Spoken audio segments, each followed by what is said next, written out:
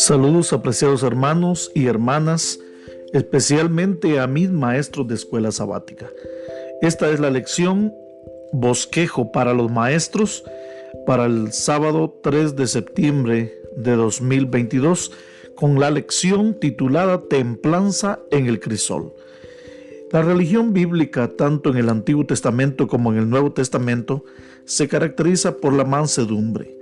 Moisés se distingue por ser la persona más mansa de la tierra. David declaró que los mansos heredarán la tierra en Salmo 37:11. Los profetas anunciaron que Dios bendecirá a los mansos en Isaías 11:4 y luego también en Sofonías 2:3. Dios mismo se describe como manso y como promotor de la mansedumbre. Jesús era manso, así lo dice Mateo 11:29. Y ubicó la mansedumbre en la base del cristianismo. Por eso en San Mateo 5:5 encontramos entonces la bienaventuranza que dice: bienaventurados los mansos, porque ellos recibirán la tierra por heredad. Es el que es el versículo de memoria de nuestra lección.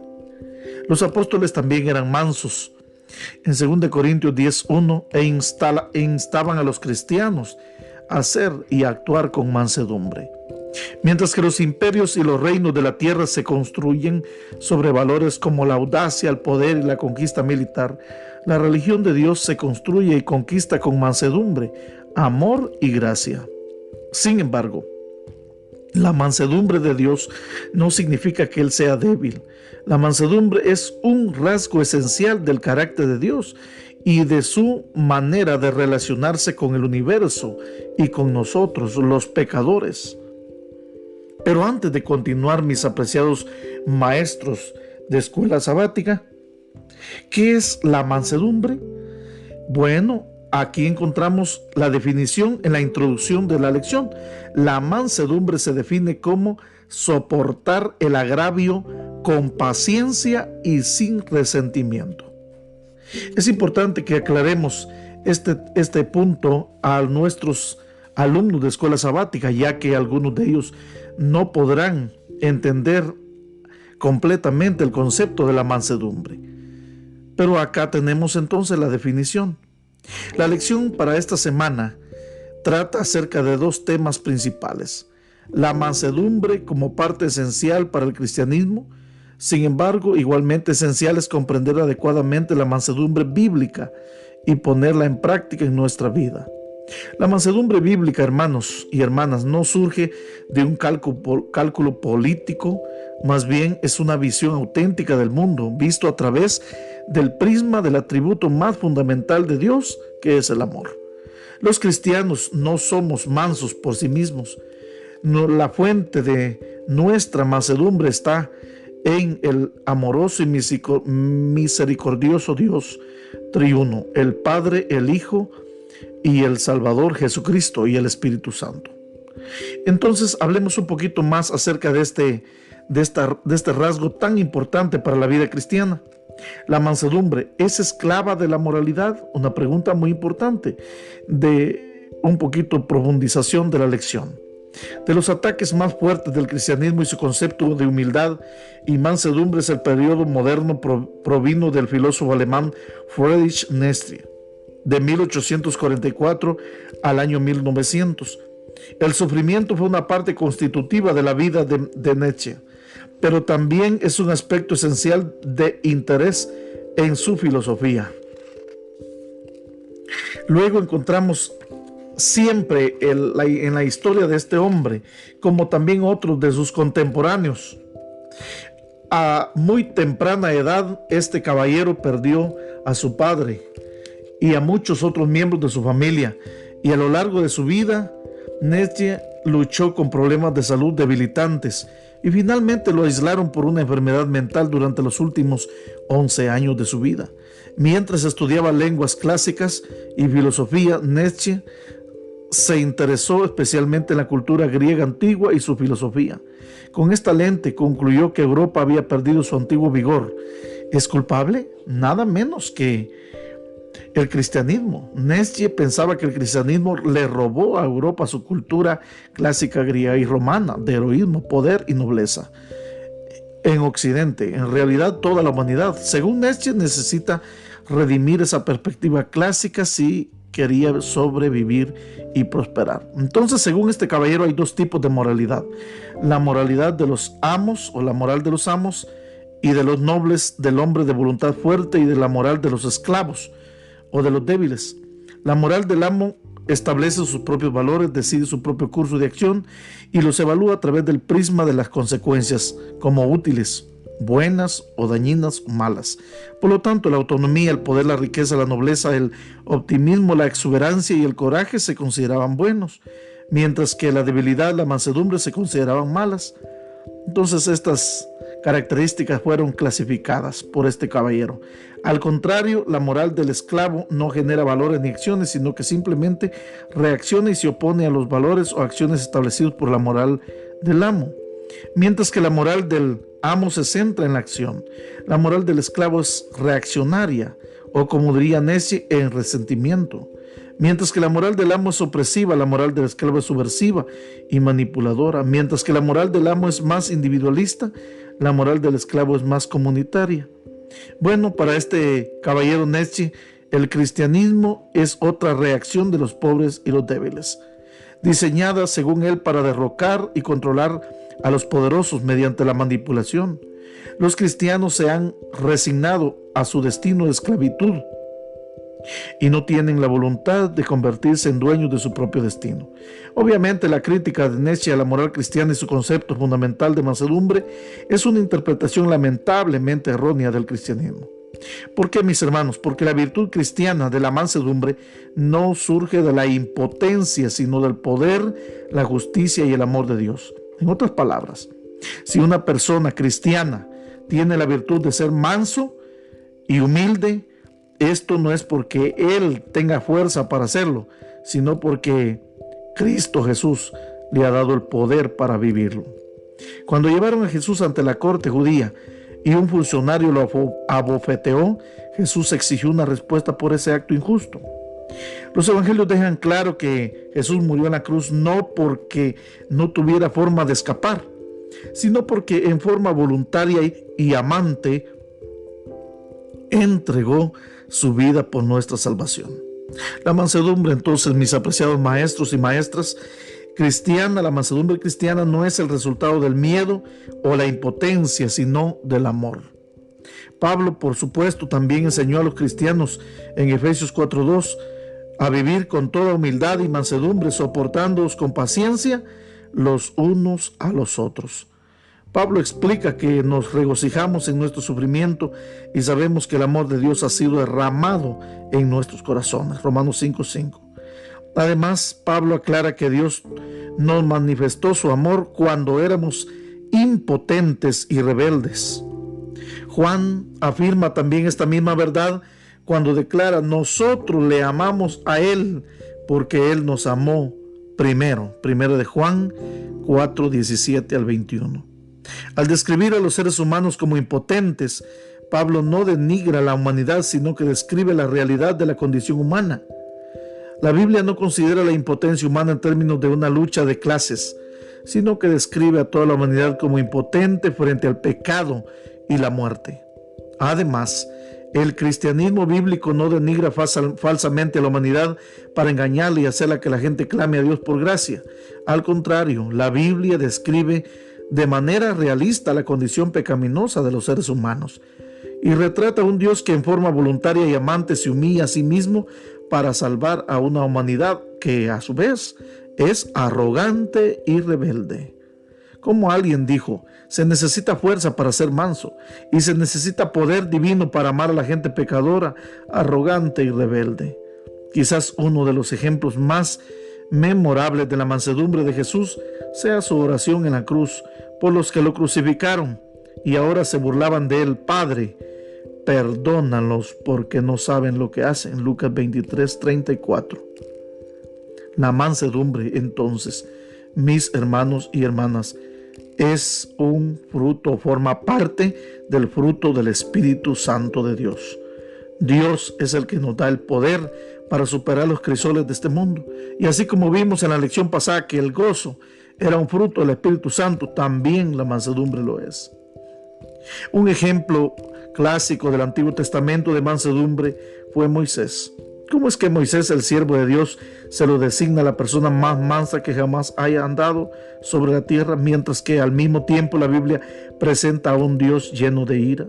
Necesitamos entender que la ira de Dios no es lo opuesto a la mansedumbre. La ira divina es la reacción de Dios y su repulsión hacia el pecado. Pero Dios ama sinceramente al pecador. Si Dios fuera arrogante, no habría esperado unos 1600 años a que los antediluvianos se volvieran a él.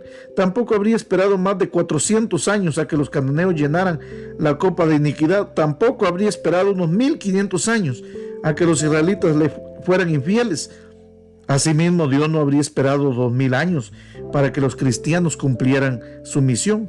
Un Dios arrogante habría exterminado a cada una de las sociedades de inmediato, pero Dios se dirige a cada una de ellas con amor, esperanza, y llamándolos a regresar a una relación con Él. Nuestro Dios, hermanos, es un Dios comunicador perfecto. Él le dice a la gente de forma abierta y comprensible lo que le gusta y lo que no le gusta. Por lo tanto, Dios no deja lugar a dudas con respecto a sus sentimientos sobre el pecado, lo rechaza. Al mismo tiempo, Dios no humilla al pecador con el propósito de subyugarlo. Dios habla de la situación generada por el pecado, al mismo tiempo ofrece soluciones. Sí, mis queridos hermanos, su reacción contra el pecado es inequívoca, pero también lo es su invitación a los pecadores a que se reconcilien con Él. Pensemos, mis apreciados hermanos, maestros, en cómo podemos ser mansos y a la vez denunciar el pecado en nuestra vida, en la vida de nuestra familia, en los miembros de nuestra iglesia y de nuestra comunidad. Meditemos sobre la idea de cómo podemos hacer que nuestra vida sea un teatro para los otros mundos, que ellos puedan ver y aprender. Compartamos en nuestra clase nuestros sentimientos en nuestra escuela sabática al reflexionar sobre esta idea. ¿Cómo cambia nuestra vida cuando somos conscientes de esta perspectiva más amplia? Y por supuesto, mis apreciados maestros y maestras, quiero compartir también con ustedes los bosquejos. El bosquejo del pastor Remberto Sarsuri comienza con una pregunta en la introducción. ¿Cómo puede la humildad ser una fortaleza y no una debilidad del cristiano? Esto genera discusión en los alumnos. Por lo tanto, él considera 5 partes de la lección: pan partido y vino derramado, interceder pidiendo gracia, amar a los que nos hieren, una boca cerrada, nuestra roca y refugio. Y luego la conclusión, en apenas algunas pocas palabras. De pan partido nos habla acerca de cómo Moisés y José sufrieron cruel maltrato para salvar a diferentes personas o a sus pueblos, pero el corazón también de Ezequiel fue destrozado con la muerte inesperada de su esposa para que Israel reconociera. De la misma manera, mis hermanos, Dios nos hace pasar por crisoles difíciles para que nosotros aprendamos y seamos una bendición para aquellos que lo están necesitando. También interceder pidiendo gracia nos habla de 2 aspectos importantes: cómo Moisés intercede por su pueblo en un momento crucial. Y la primera cuestión, el primer punto, es que el ofrecimiento de Dios de destruir al pueblo rebelde y hacer de Moisés una gran nación fue una prueba para Moisés. Y Moisés pasó la prueba. En segundo lugar, la oposición y la desobediencia son un llamado a demostrar misericordia a quien lo merece. Y eso es gracia. Vuelvo a repetir, a quien no lo merece. Si hay algunos de nosotros que no merecemos nada, bueno, esos son los que califican para obtener la gracia del Señor. Así ocurrió cuando su pueblo adoró el becerro de oro, cuando su hermana María lo criticó y enfermó de lepra, y cuando Dios se enojó con Coré y sus seguidores. ¿Qué tantos ejemplos encontramos de cómo podemos nosotros también interceder pidiendo gracia por otros? Luego, el tercer aspecto de la lección: amar a los que nos hieren, poniendo el ejemplo de su Padre que bendice aún a los que aborrecen. Jesús nos invita en San Mateo 5, 43 al 48 a amar y orar por nuestros enemigos. No es cosa fácil, es asunto muy difícil, pero el amor por los que nos hieren no es un simple sentimiento por ellos, porque, mis hermanos y hermanas, debemos analizar bien este aspecto, que si nos basamos en los sentimientos, entonces, mis hermanos, nuestros sentimientos van a producir ira, enojo y entonces van a producir despecho. Pero Dios nos pide que debemos ser perfectos como nuestro Padre que está en los cielos es perfecto. Y nuestro Dios hace salir su sol sobre buenos y sobre malos. Él no recrimina a nadie. Y luego la cuarta parte de nuestra lección, una boca cerrada. Jesús fue injustamente tratado. Pero fue justamente Jesús que recibió el trato más injusto, doloroso de sus enemigos, quien nos enseñó a seguir su gran ejemplo para tener paz y alegría cuando nos hieran. ¿Cuál es nuestra actitud ante el dolor por la herida que nos causa alguien? Bueno, cuando no nos sintamos heridos, mis hermanos y hermanas, mejor callemos, así como Jesús lo hizo. Por tanto, si cargamos una injusticia, debemos confiar en que Dios actuará en nuestro favor cuando llegue su voluntad. O como Jesús, que permaneció en silencio ante el sufrimiento injusto, aceptar la posibilidad de que la posibilidad de que no nos salvará de tal injusticia. Y por último, nuestra roca y refugio. Finalmente, la mansedumbre, mis hermanos y hermanas, y la humildad no son defectos de carácter, sino que es la prueba más poderosa de una persona que se ha entregado sólidamente y permanece sujeta a Cristo. Y porque nadie es inmune al desprecio, las críticas y las observaciones maliciosas de los demás, nuestra autoestima debe estar firmemente anclada en la roca eterna, que es Cristo Jesús. Y así como dice nuestro himno, roca eterna. Así que en esta oportunidad, mis maestros, quiero terminar con la siguiente declaración. La humildad de corazón es la fuerza que da la victoria a los seguidores de Cristo Jesús. Y quiero también compartir la otra parte del bosquejo. Y quiero decirles, mis maestros, que 4 son los pasos de la entrega de nuestra lección. Número 1, motivar. Número 2, explorar. Número 3, aplicar. Y número 4, crear. Jesús dijo, bienaventurados los mansos, porque ellos recibirán consolación. Se ha preguntado qué es la mansedumbre y cuál es la virtud en la vida del creyente. Al repasar la lección de esta semana, tenemos que ver que la mansedumbre es un rasgo de carácter de todo cristiano que es llamado a desarrollar en medio del crisol, teniendo como modelo a Cristo Jesús. De acuerdo al pastor Enoch Ruiz Gines, él propone 3 aspectos importantes en la exploración del tema de la lección. Número 1, el reflejo de la mansedumbre, que por medio de las situaciones difíciles aprendemos a desarrollar la mansedumbre, que es la capacidad que Dios da para soportar las dificultades con paciencia y sin resentimiento. Y luego presenta los ejemplos de Ezequiel, el ejemplo de la idolatría de Israel frente a Moisés y al Dios. Luego Moisés revela su carácter compasivo. ¿Y por qué fue llamado Moisés el hombre más manso? Porque un día estuvieron a punto de apedrearlo, pero él siempre clamó a Dios e intercedió por quienes lo trataban mal. El segundo aspecto de la lección es la virtud del amor y la tolerancia. Cuando Dios desea que aprendamos a amar a nuestros enemigos, de acuerdo a Mateo 5:44, a fin de que seamos perfectos como nuestro Padre que está en los cielos es perfecto. Amar a nuestros enemigos, manifestar el carácter de Dios perfecto, que ama a buenos y malos, justos e injustos, sin importar su condición, lo que haga o vaya a hacer. El mayor ejemplo de mansedumbre en medio del crisol proviene de Jesús. Él dijo, aprended de mí, que soy manso y humilde de corazón. San Mateo 11:29. Frente al maltrato y la injusticia, Jesús también fue un ejemplo. Pero el apóstol Pedro, en su capítulo 2 de su primera carta y versículo 21, dice que debemos seguir las pisadas de Cristo Jesús. La última parte de la lección, de la exploración de la lección de este bosquejo, dice: en los tiempos de angustia y sufrimiento podemos encontrar fortaleza y confianza en el Señor cuando entendemos que Él tiene todo bajo control. Y entonces presentamos algunos aspectos de David. David: en Dios solamente descansa mi alma, dice el Salmo 62, 1, 5 al 6.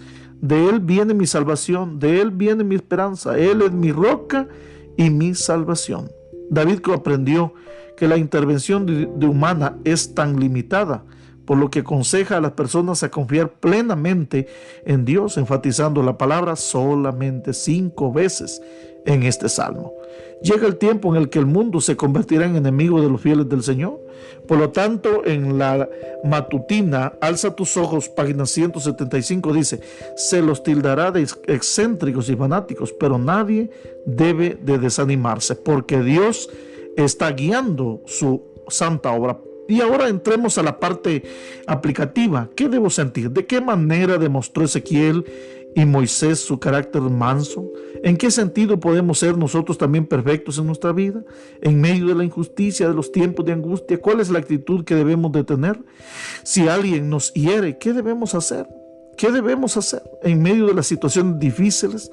Entonces, mis apreciados maestros, ayudemos a nuestros alumnos a considerar que Dios está desarrollando la mansedumbre en nuestra vida. Compartamos con otros sobre la virtud de la mansedumbre en la vida del creyente. No dejes de fortalecer el hábito de leer tu Biblia y estudiar tu lección cada día.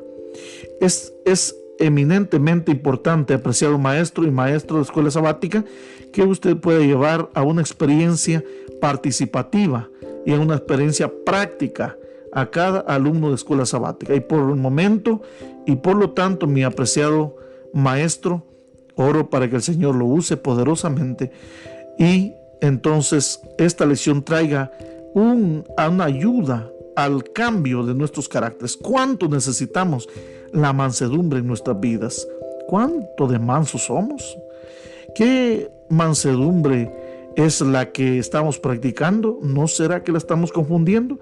Que el Señor pueda ayudarnos a encontrar verdaderas respuestas en este bosquejo de nuestra lección. Que Dios pueda utilizarle y pueda bendecirle grandemente.